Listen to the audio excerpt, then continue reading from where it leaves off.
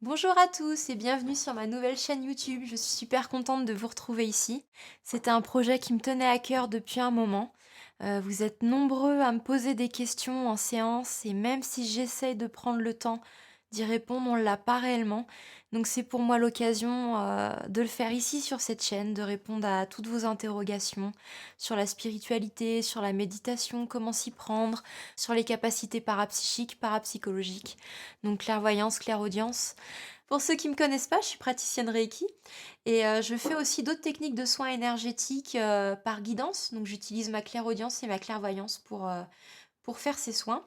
J'organise aussi des méditations gachot, des mantras de guérison, le mantra du Bouddha bleu, pour ceux qui connaissent, des conférences quand l'occasion se présente et aussi quelques stages. On commence tout juste à faire des stages de développement personnel avec d'autres praticiens, des soins énergétiques. Il y aura de la naturopathie, des choses comme ça. Donc vous aurez toutes les infos en description pour ceux qui veulent.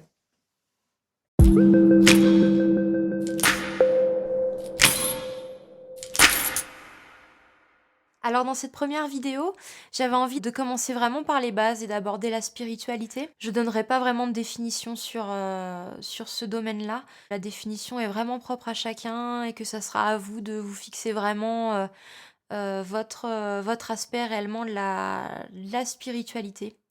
Ceci dit, pour éviter de tomber dans certains pièges et pour pouvoir m'aider à choisir mes pratiques ou mes disciplines, pour pouvoir aller mieux, aller de l'avant et toujours prendre des initiatives ou des décisions qui me portent toujours vers le haut et qui me font sentir bien avec moi-même, avec les autres, j'ai quand même des bases à respecter, des piliers.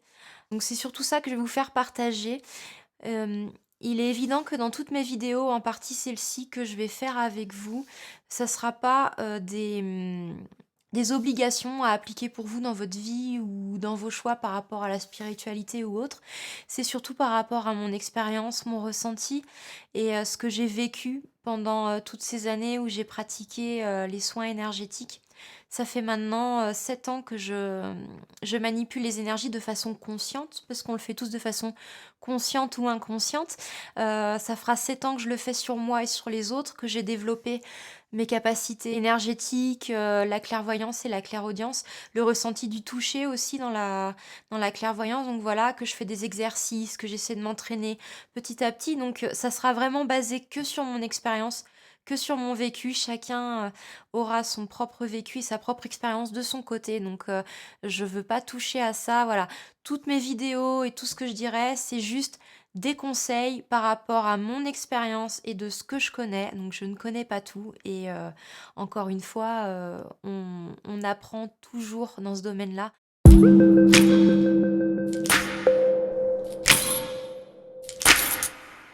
Alors, dans la spiritualité, j'ai vraiment des principes de base que je ne démords pas. Ça m'aide vraiment à faire mes choix pour pas tomber dans des pièges ou alors perdre peut-être éventuellement du temps ou alors me tirer vers le bas, voilà. J'ai des piliers. Alors ces piliers, je vais vous les faire partager. Je trouve qu'ils sont vraiment bien pour aider à avoir un discernement et je trouve que dans cette pratique, c'est important de garder ce discernement. Mon premier pilier avant tout, ce sera l'authenticité. Il est important pour moi que quand je choisis une pratique ou une activité, elle ne me dénature pas complètement. Il est clair qu'en spiritualité, on va souvent parler de voilà, d'essayer de changer pour un mieux-être, mais ce changement ne doit pas être profond et vous dénaturer au point d'être complètement perdu. Voilà, donc il est important que ces pratiques ou ces activités que vous choisirez vous encouragent à vous trouver vous-même et à souligner et affirmer votre personnalité. C'est surtout ça le plus important.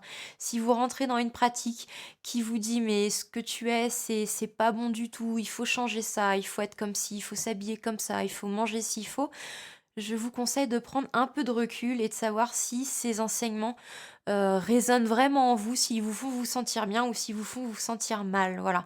Une pratique spirituelle pour moi doit vraiment vous aider à apprendre à vous retrouver, à vous connaître et à savoir comment vous fonctionnez.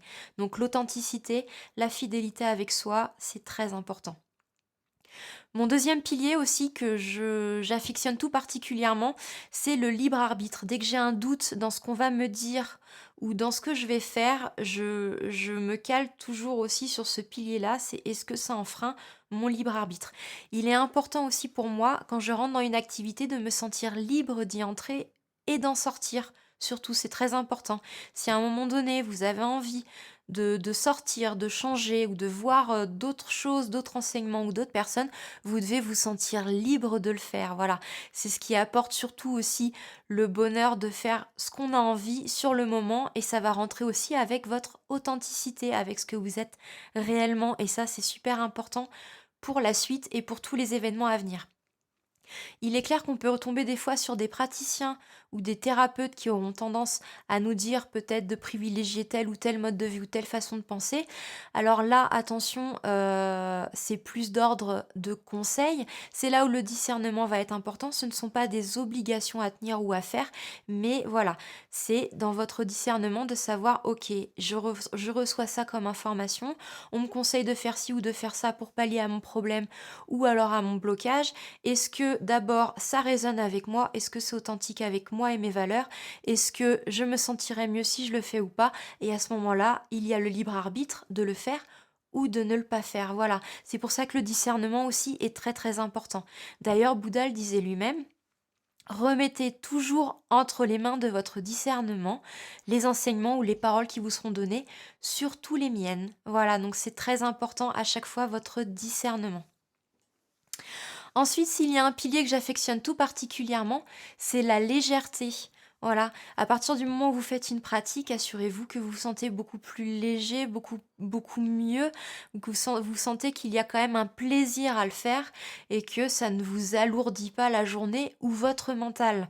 Si à partir du moment où vous commencez, surtout ça arrive beaucoup au début quand on est très curieux dans la spiritualité, on veut ouvrir des tonnes et des tonnes de bouquins d'auteurs différents, voir énormément de personnes, nettoyer ci, nettoyer ça, commencer à apprendre par cœur les chakras, les définitions et comment procéder en fonction de tel cas et tout ça.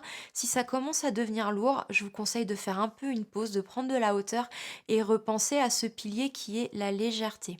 Notre société est déjà assez lourde et assez encombrée comme ça avec le travail où on nous demande d'être très compétent, très réactif, très rapide, où il faut tout apprendre par cœur et très vite. Si vous rajoutez ça à la spiritualité, je trouve qu'à mon sens, ça serait dommage. C'est une pratique qui doit justement alléger votre quotidien et non pas l'alourdir.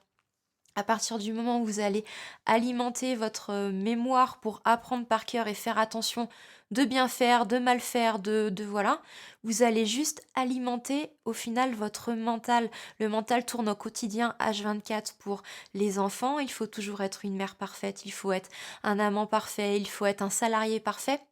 Ce mental est alimenté au quotidien, pas la peine de le réorienter, de le réalimenter dans la spiritualité. Au contraire, dans la spiritualité, on va vous encourager à lâcher le mental, à arrêter de l'alimenter et le faire taire.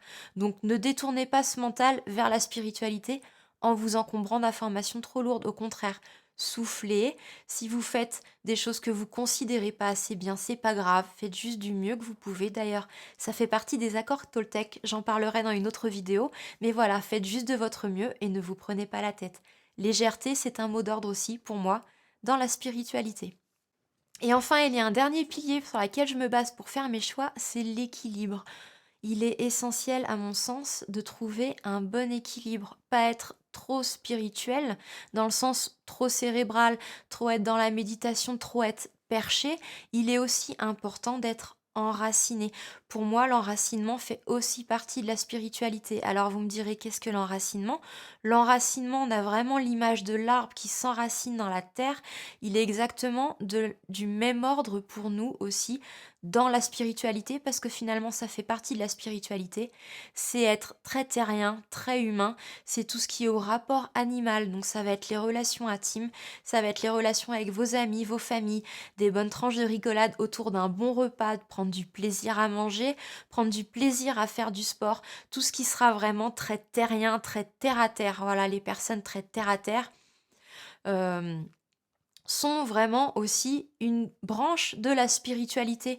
Il est important car sans cet enracinement, si vous êtes trop connecté là-haut, vous allez vous retrouver complètement perché. Vous avez pas d'ancre sur terre, vous avez pas, vos bagages de poser et ça peut poser aussi des problèmes pour plus tard quand on veut développer ses facultés parapsychiques. On reste un petit peu trop dans la lune et c'est pas très, très, ça peut devenir handicapant pour, votre vie au quotidien quand il s'agit de faire, de l'administratif, des papiers, de l'organisation très terre à terre. Voilà, cet enracinement, il permet aussi ça, d'être concentré, d'avoir une concentration très assidue quand il le faut. Donc l'équilibre est très, très, très importante quand on veut après développer ces facultés-là pour pas se retrouver trop dans la lune. Voilà. Eh ben, écoutez, j'ai fait le tour un petit peu de ces piliers. Pourquoi, pour moi, il était important de vous les citer ici?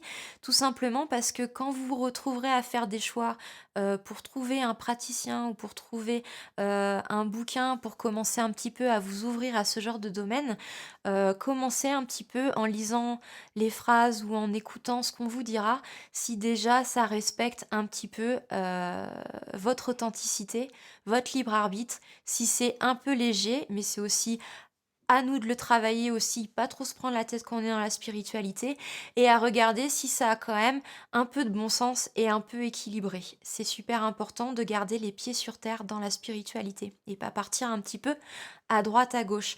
Donc ça vous aidera à faire vos choix. Et je pense que finalement, ces piliers que j'utilise beaucoup pour moi, ils me donnent un peu une définition plus ou moins large de ce que c'est finalement la spiritualité. Pour moi, elle est globale, c'est un tout. On ne peut pas vivre sans le physique et on ne peut pas vivre sans les énergies. Le physique alimente l'énergie et l'énergie alimente le physique. L'un ne peut pas fonctionner sans l'autre.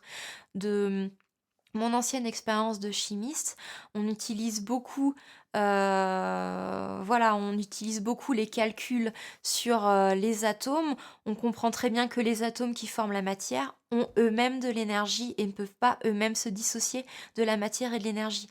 D'ailleurs, Einstein le disait lui-même, la matière au sens où nous l'utilisons n'existe pas, tout est question d'énergie, c'est juste de l'énergie à basse fréquence, voilà. Donc on ne peut pas vivre sans la matière ni sans les énergies, elles font un tout. Donc cette spiritualité, elle est large, elle est partout. Elle est dans le sens et le contact que vous aurez humain avec votre boulanger, avec votre enfant, avec un inconnu dans la rue. Il va être, oui, dans la méditation, oui, dans les soins énergétiques, mais il va être aussi dans le sport parce qu'il va vous enraciner. Cet enracinement va vous permettre de développer aussi ses facultés spirituelles. C'est vraiment très global et c'est cet équilibre qui est beau et qui fait qu'on est tous humains et c'est l'humain qui est important aussi dans la spiritualité. Donc voilà, donc j'espère que ce petit aparté sur la spiritualité vous aura plu. Il y aura plein d'autres vidéos après par la suite où on parlera un petit peu plus en détail du mental. J'en ai parlé un peu tout à l'heure, mais j'ai pas approfondi, donc peut-être que vous vous dites mais c'est quoi le mental, etc. Je ferai une vidéo plus détaillée là-dessus. J'en ferai une aussi plus détaillée sur la méditation parce que la méditation vous aidera aussi à abaisser votre mental, comme j'en ai parlé précédemment. Il y a plusieurs techniques de méditation. À mon sens, il n'y en a pas une de vraie et un protocole vraiment à appliquer par cœur. C'est vraiment une étape ou une méthode qui correspondra et qui sera vraiment compatible avec chacun de vous. On est tous différents, on part tous d'un point d'évolution différent, on a tous des problématiques différentes, donc voilà, chaque chose s'adaptera en fonction de chacun. Donc j'expliquerai différentes étapes pour y arriver et pour y remédier. Il y a des personnes qui sont plus à l'aise avec la visualisation, d'autres avec le souffle. Donc voilà, je vous donnerai plein d'exercices pratiques pour travailler le mental parce que ça sera surtout et avant tout la prochaine étape à travailler pour développer ses facultés. Voilà. Je vous souhaite une bonne soirée ou une bonne journée. Si vous avez d'autres questions, n'hésitez pas à les mettre en commentaire et j'essaierai d'y répondre soit par message ou pourquoi pas dans une prochaine vidéo. Et sur ce, je vous souhaite une bonne continuation et à bientôt. Bye!